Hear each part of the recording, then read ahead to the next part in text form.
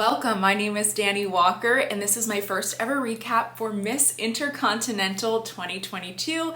I hope you enjoy content like this enough to subscribe and hit the notifications bell, and if you want other ways to support the channel then please share this episode with a friend or hit that super thanks button. I greatly appreciate all of your support. This episode will be a little bit rough because I have never seen this pageant before, so all of it's new to me and I will be learning a lot about it, and if you've never seen the pageant before either, then we will experience this together. So I'm recapping finals, and the first cut of the show was down to a top 20. Prior to that, the contestants walked on stage in a variation of white and silver opening number dresses. The contestants walked across the stage in what looked like to be an outdoor venue, which I will say has its challenges. I love an outdoor venue. I've competed actually at a pageant that was held outdoors, and the challenge is the hair, honestly. It does make it a little bit tricky. So after they came out for this opening number, then there was something that I noticed that I really liked for this show. They announced the winner of Best National Costume, which was Honduras this year, and she was awarded by last year's first runner-up. And I love seeing that, like involving more young women in the show, not just your reigning title holder, but it doesn't hurt anything to bring back a first runner-up or a top 5 to come help out with the show. I thought that that was really, really nice. One thing I will say though overall is that I thought the pacing of this show was quite slow. It did not have to be this slow. It could have been like that. And also I think that they needed performers. I think that really would have livened up the show. But aside from that, the staging was beautiful, lighting, sound, overall, great job. Let's talk about swim in the top 20. This was my first time watching it, as I said, so I was very confused by this. All of the top 20 came out. I did not see a parade of swimsuit that incorporated all of the other contestants, which is something that I like to see in a lot of pageants. And then basically they got into a formation, and after that they started walking out and doing their individual swim walks. I was not ready for this. I did not hear an announcement of presenting contestant number 1 and seeing that contestant. They just went right into it and I was unprepared. And I think that the other thing about it is that all of the contestants stood behind the girl that was going in the moment, and I was like, oh, I didn't love that. Imagine competing and then all the girls are watching behind you. All of your competition is watching behind you. I was like, couldn't we at least move them to the sides? I would have rather preferred them on the sides, because also as a contestant, if you do anything and turn around, you're gonna look right at the ladies behind you. So I thought that was a little awkward for contestants. But moving along, let's talk about my standouts, my faves. I do not know what they are looking for in this pageant since this is the first time, so I'm learning. So Vietnam, what I noticed from her that stood out to me is that she had a lot of energy, and her strong facial expression is her smile. She smiles and she does it well. It's her strength. Literally, she was so cute on stage. She was just very fun to watch, and she did quite a few poses. That is something that I noticed. She did a lot of poses and she got a lot of great camera angles. So the videographer for the show was really, they were on point with her. I cannot say that about the rest of the contestants. Philippines, stunning. And here's what I know about Gabby, because I watched her compete 2 years in a row for Bini Bini Pilipinas. I have seen her at a lot of events, and she has a lot of really, really great poses and turns in her pageant toolbox, in her arsenal. And I felt like the camera angles here did not help her. They were not capturing the right moments of her performance. Now, I know that this could have come across obviously very different for judges in person, but for the show, when I saw this, I was like, oh, this could have been, her best performance ever, but it wasn't her night, I felt like, because of the camera angles. Now, Thailand, very, very beautiful, but I did feel like her performance was very Miss Grand International, and I didn't know how the judges in this competition would take that. Netherlands, very confident. Oh my gosh, great eye contact and excellent poses. Brazil, this performance, for example, so different in comparison to Philippines or Vietnam. This performance was quite sexy, very, very sexy, and I was like, are they gonna like this? I liked it. I thought that she did a fantastic job, but I didn't know how the judges would take this. Russia, she had this great back pose, but then her performance got cut off by the cameras, so I didn't have a good assessment. Germany, so fit. Oh my gosh. Then she won swimsuit later. Totally makes sense. She is gorgeous, but I just wish that she wore less distracting heels for swim. Zimbabwe, I must say, even at a distance, the walk was commanding and definitely got my attention. She did a great job. Nigeria has the posture of my dreams. This is the posture that I'm talking about when I work with contestants, okay? This was beautiful. Ladies, everybody learn. This is what we need. I loved her. The arms, though, for this performance were giving me Miss Grand vibes, but I really didn't care at this point. She was sexy as well. I think that this performance could have been even more enhanced if she smiled just a little bit more for swim, just to make it a little bit more playful. Personal preference. Czech Republic, I must say, for me, she was facially stunning. She had great posing, and in my head, I was like, top 5, please, top 5.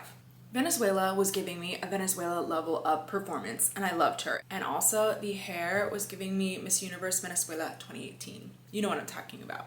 Puerto Rico, former Miss Maryland USA, a Bachelor contestant and Bachelor in Paradise winner. Love all of this for her. She was one of my favorites when she competed at Miss USA, and I just thought that she deserved more. Her posing has always been fantastic. Her gown choices, lovely. I do think that the hair was extra voluminous here though, and I don't think it needed to be. I rarely say that, but I actually would have removed some of the volume from the hair for this competition because I felt like it was kind of distracting or crowding her face. Dominican Republic, this is a country that I feel like, similar with Spain, has been getting overlooked in a lot of competitions in recent years internationally, and I just loved her. I loved all of her pivots. I think that she was fantastic and she was a standout to me. All the ladies got to compete in gown, so let's talk about my faves or standouts. Vietnam. This gown, oh my goodness. They are going to keep doing well internationally with this level of styling. And honestly, I'm just waiting for them to get a Miss Universe crown. I will say though, this performance was chef's kiss. She held these poses and she had a moment on stage. There was just this moment that the camera caught and I was like, that was the moment. That was it. Also, fun fact, I've been working with Miss International Vietnam and I cannot wait to reveal all of her beautiful wardrobe to you and just showcase her on the international stage because she is an incredible human being. I love her. I hope you're going to love her too. Philippines, look at Gabby. When does she not do something interesting? When does she not pull out a headpiece? So this was fun. I appreciate that it was unique, although what do I say about green gowns all the time? And then people come at me when I say green gowns to me are just not it. They're not it unless you are a redhead or you are competing for Miss Earth. I feel like that's when green gowns make sense. And it's not that there's anything wrong with a green gown. It's just rare to see anybody win in them. And I think that the reason for that is just because when you put the green gown by the red gown, by the silver gown, by the gold gown, I just think that it gets outshined on stage. I think that's what happens. I think that the concept of the gown was lovely. It looked like the beading on it was modeled after a traditional fabric. That's what it looked like. And I was like, that is such a cool concept. It reminded me very much of Zozabini's preliminary gown at Miss Universe. And I was like, I like where we're going with this. I just wish the color had been different.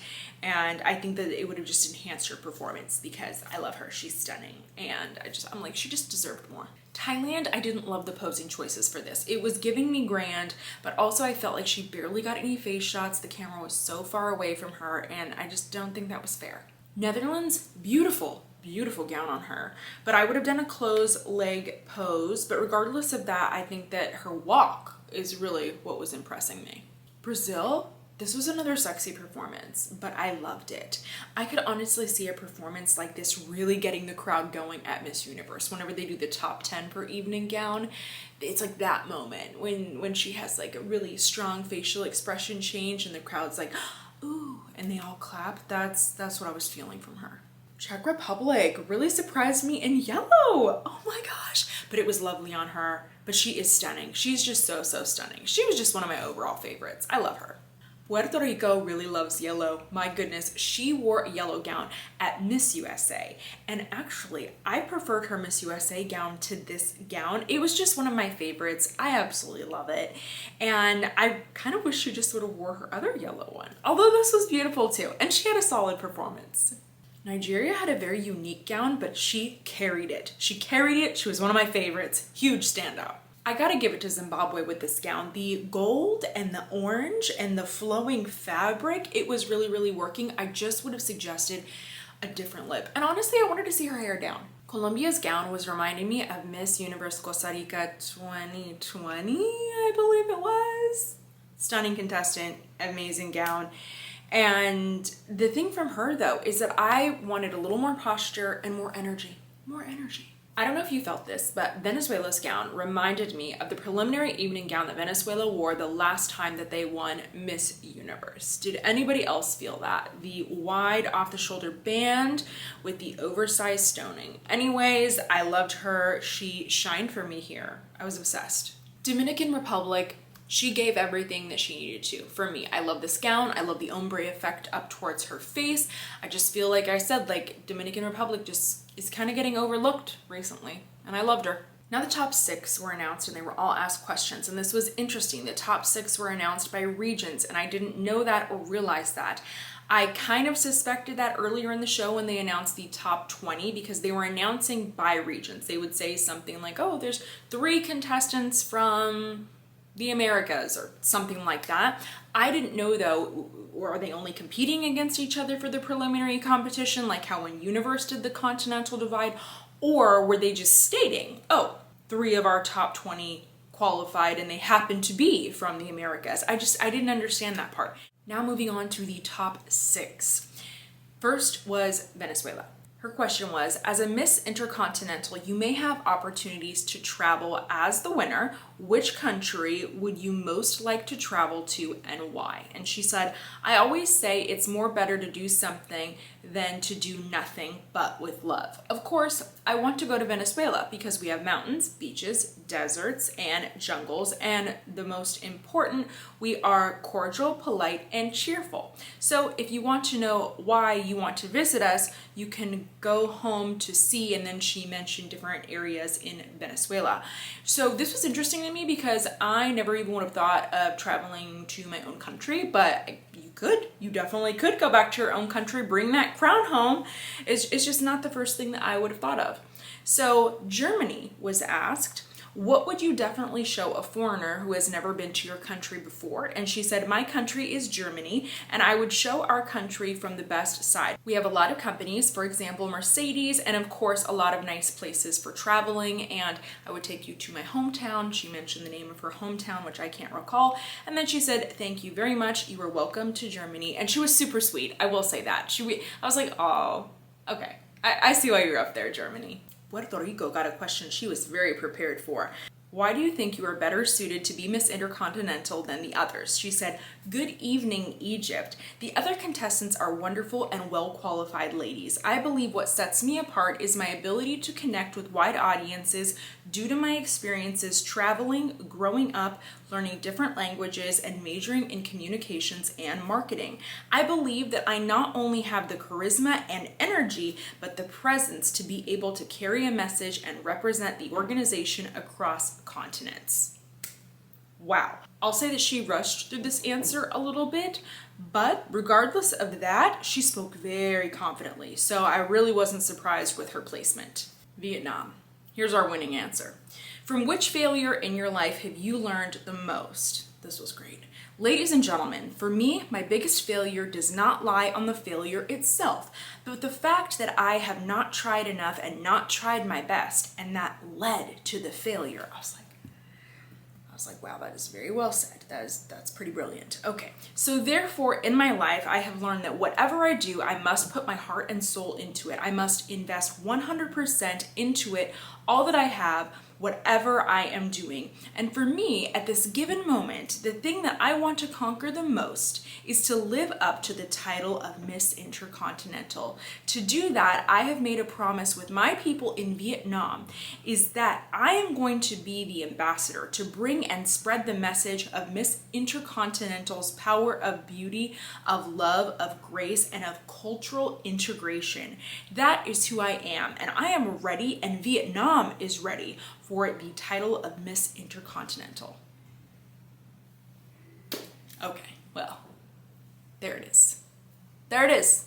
That's the answer. She was so enthusiastic. Even the host was like taken aback. Nigeria was asked, if you could have any job in the world for a month, which one would you choose? Clever answer here. If I had any job for 1 month, that would be Miss Intercontinental, because I feel like I have the opportunity to represent my country, to represent Africa, to bring myself to the whole world.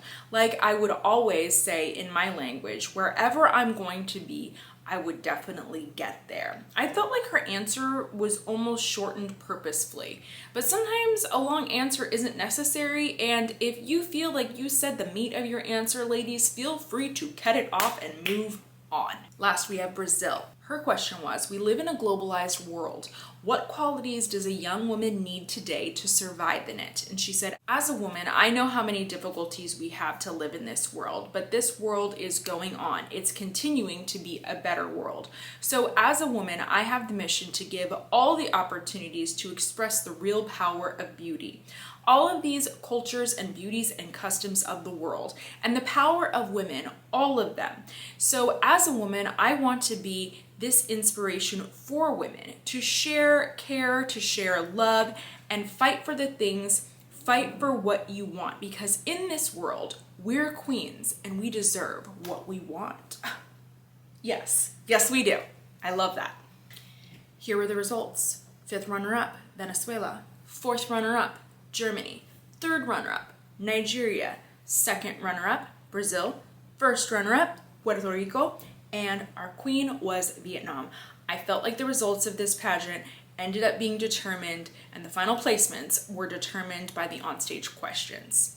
Those placements made a lot of sense to me if we were making the final judgment based off of the questions and not on overall presentation. Because I think that if it was overall presentation, I think that there's a little room for mixing things up. But just judging by the questions, I felt like these results made a lot of sense. Let me know what you thought of the show though, and thank you so much for tuning into this episode. If you want to check out some other recent recaps, you can do so by clicking these episodes right up here in the corner. I appreciate you for joining me for this episode. I hope you've chosen to subscribe and that you'll come back for a lot more episodes.